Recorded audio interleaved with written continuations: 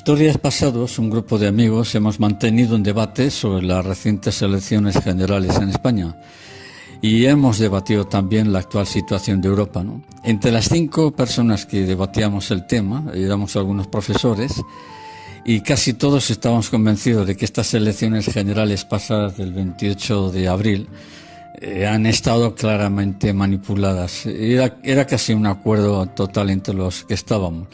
Pero no voy a hablar de este tema, ¿no? Lo curioso de esto radica en que varios días después de las elecciones generales, buscando entre los muchos apuntes de historia que conservo de cuando impartía clases en la universidad, resulta que me he encontrado un documento que prácticamente había olvidado y que al leerlo después de tantos años me ha dejado muy sorprendido. Consiste en que hace 14 años, concretamente en agosto del 2005, tuve la fortuna de conocer a un doctor en ciencias políticas de la Sorbona de París, de la universidad. Yo en esa época vivía en Bolivia, en Santa Cruz, la ciudad tropical que podemos decir que es la capital económica de Bolivia, Santa Cruz de la Sierra. Yo impartía clases en la universidad donde daba historia, daba también ética profesional y en la Escuela Militar de Ingenieros impartía antropología. Pues bien, nos conocimos, pude conocer a este hombre, este catedrático de la Sorbona de París, a través del presidente de la Sociedad de Historia de dicha ciudad.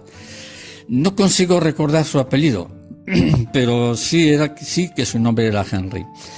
Estuvimos hablando aproximadamente 1 hora y aprovechando sus notables conocimientos en temas geopolíticos, le pregunté sobre cuál era su enfoque personal sobre la situación de Europa y en concreto sobre España, país que conocía muy bien.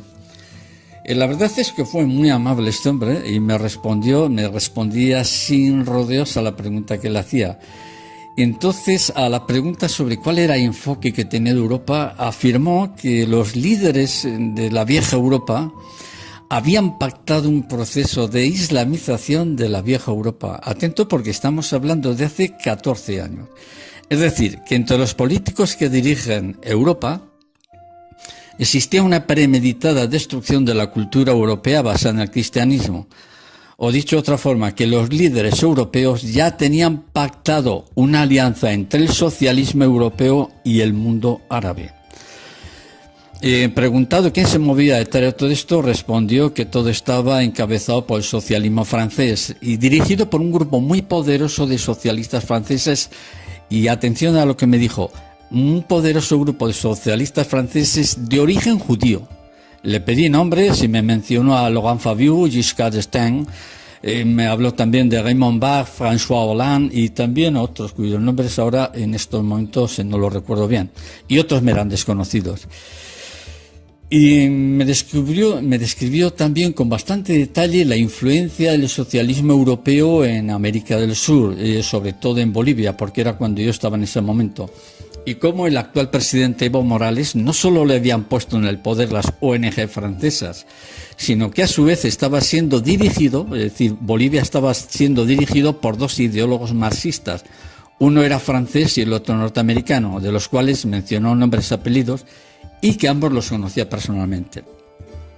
También me confirmó que eran numerosas las ONGs europeas, sobre todo daneses, belgas, alemanes y franceses, y otras ONGs de Centro Europa que estaban enviando grandes cantidades de dinero para romper no solo a Bolivia, sino también otros países próximos allá, para imponer un modelo marxista. Le pregunté sobre la manipulación del sistema judicial en Europa y este catedrático francés me describió cómo el socialismo europeo estaba manipulando no solo la justicia, sino también la familia, apoyándose en esto en los grupos homosexuales, manipulando o comprando los medios de comunicación, así como potenciando la corrupción, la degradación, sobre todo de la enseñanza, y mencionó en este caso a España. Entonces, al mencionar España, yo ya centré la conversación en mi país, ¿no? Porque yo soy español. Y entonces, al mencionar España, le pregunté directamente sobre el atentado de Madrid del 11 de marzo del 2004. Es decir, estamos hablando 1 año antes, porque esta entrevista yo la mantuve en agosto del 2005. La respuesta fue muy directa, simple, y no planteó ningún rodeo a la pregunta que le hice, es decir, ¿qué es lo que él sabía respecto al 11M? Fue el atentado. Y la respuesta literal que me dio fue un golpe de Estado preparado para subir al poder a Rodríguez Zapatero, quien estaba apoyado en ese momento por el socialismo europeo. Sin embargo, lo que me dejó realmente pensativo al darme esa respuesta fue sobre el atentado terrorista de la estación de Atocha, cuando me dijo que nunca se va a poder demostrar quiénes fueron los verdaderos responsables, ya que quienes diseñaron ese atentado están tapados por la justicia, que ha sido manipulada políticamente, y nunca se va a saber quiénes fueron los autores reales de dicho atentado. Entonces sí, yo me centré en ese momento sobre ese tema, ¿no? Porque era muy polémico. Estábamos hablando un año después del atentado. Pero sí me dijo claramente que Rodríguez Zapatero no era nada ni nadie dentro del socialismo, pero que lo habían elegido por ser una persona fácilmente manipulable y obediente a las órdenes que recibía. Y que todos ellos pertenecen a logias muy poderosas de la masonería, y a su vez todos ellos estaban manejados por el enorme poder de los socialistas judíos franceses. Él de vez en cuando matizaba la palabra socialistas, pero socialistas judíos. Mencionó brevemente el tema del sionismo y me aclaró que el sionismo es una ideología que no corresponde a lo que es el judaísmo, en cuanto que todos estos personajes son socialistas. Pero sí me matizó personalmente que todos son de origen házaro, es decir, no son judíos verdaderos, sino que fueron adoptando el judaísmo por intereses políticos hace mucho tiempo y que son quienes dirigen y controlan todo el sistema bancario financiero mundial. Entonces le pregunté cuál era el objetivo de todos estos ideólogos socialistas franceses de ideología sionista. Ahí se quedó pensativo, pero en la respuesta que mencionó decía que todos estos políticos odian su propia civilización. Es decir, estas son palabras literales de este catedrático de geopolítica de la Sorbona de París. Me insistió en esto y dice, son políticos que odian su propia civilización. Es decir, odian la cultura europea basada en el cristianismo.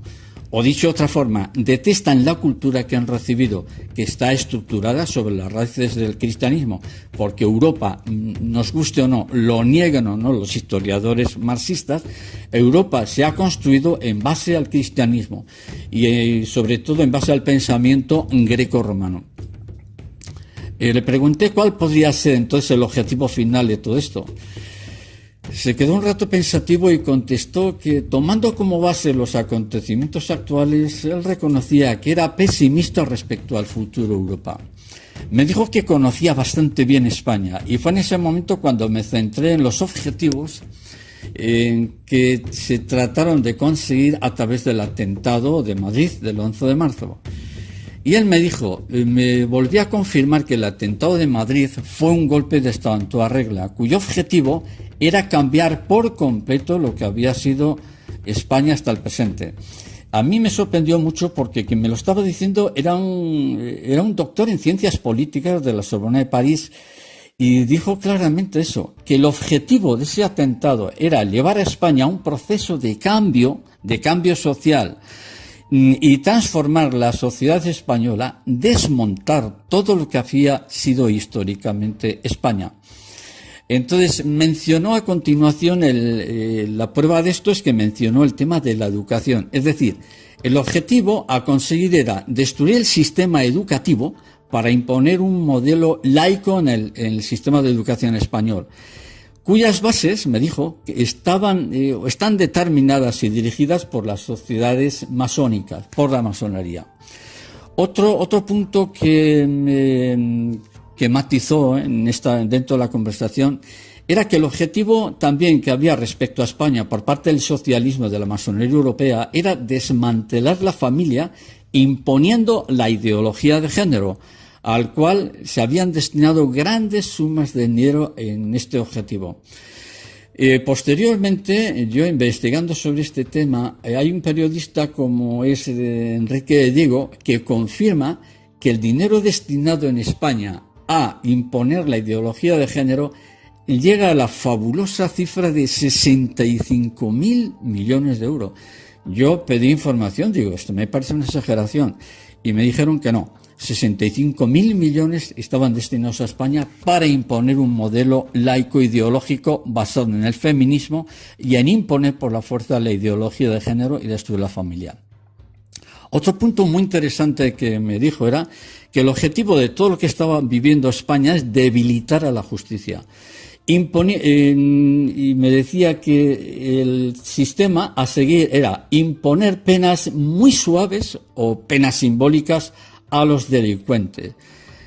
Ante la pregunta que le hice sobre cuál era la razón de proteger al delincuente, su respuesta fue que el objetivo es desestabilizar la sociedad por medio de delitos e impunidad de los delincuentes.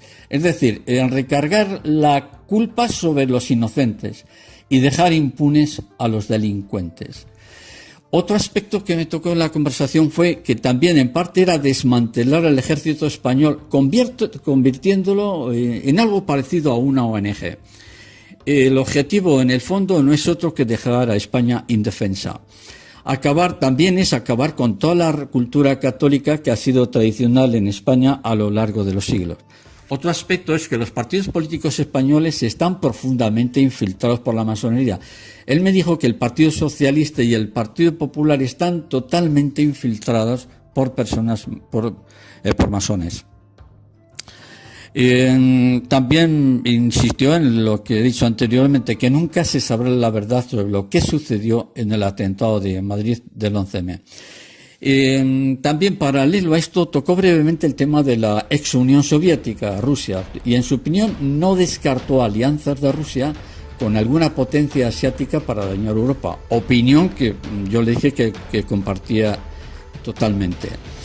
Me habló también del enorme poder que tiene el socialismo europeo en el control de los medios de comunicación y me dijo que la prensa española es decir, estamos hablando del 2005, que la prensa española ya prácticamente estaba controlada y que los grandes medios de comunicación estaban comprados y que la prensa cada vez informaría menos.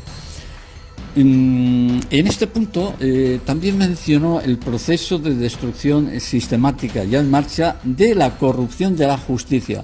Este hombre me decía que la corrupción de la justicia era un hecho que se estaba llevando adelante para desestabilizar políticamente a España, y también la corrupción dentro del profesorado y de la familia, es decir, descomponer todo el sistema educativo, romper el sistema tradicional de la familia en España y sobre todo que gran parte de esta política del socialismo y del marxismo europeo era introducir a través de grandes cantidades de dinero, imponer el modelo homosexual para destruir la familia. También mencionó igualmente, lo recuerdo en la entrevista, que la invasión de todo tipo de drogas, es decir, él me contaba, este hombre, que a través de los políticos y de la misma policía se infiltran la droga en la sociedad europea y especialmente entre los jóvenes, destruir la juventud para que no protesten, para que estén un poco lobotimizados todo esto. Es decir, hacer de ellos una especie de zombies. No sé si la pregunta es, la palabra es muy adecuada, pero iba en esa dirección. También utilizó en el ámbito, al referirse a la situación de Europa, decía que Europa está en un proceso de descomposición, que es un gigante con pies de barro, y que no tenía ninguna duda de que el mundo árabe será quien acabe con el viejo continente. Bien, finalmente le pregunté la relación existente entre el Partido Socialista Español y el socialismo francés. La respuesta que me dio fue muy clara al responderme que el Partido Socialista Español está dirigido por la influencia de las poderosas logias masónico-francesas, compuestas en su totalidad por socialistas. Cuando le pregunté cuál era el objetivo del socialismo español para perpetuarse en el poder, no dudó en responder afirmando que la política de fondo es aumentar constantemente los impuestos para destruir la clase media española. Aquí es donde yo le hice algunos matices.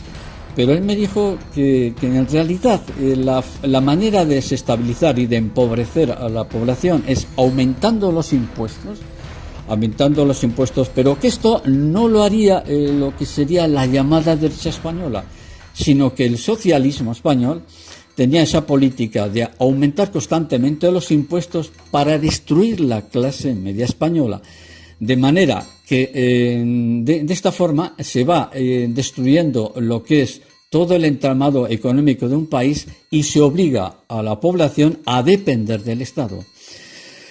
El objetivo, por lo tanto, no es otro que demoler la estructura social para que todos dependan de ellos.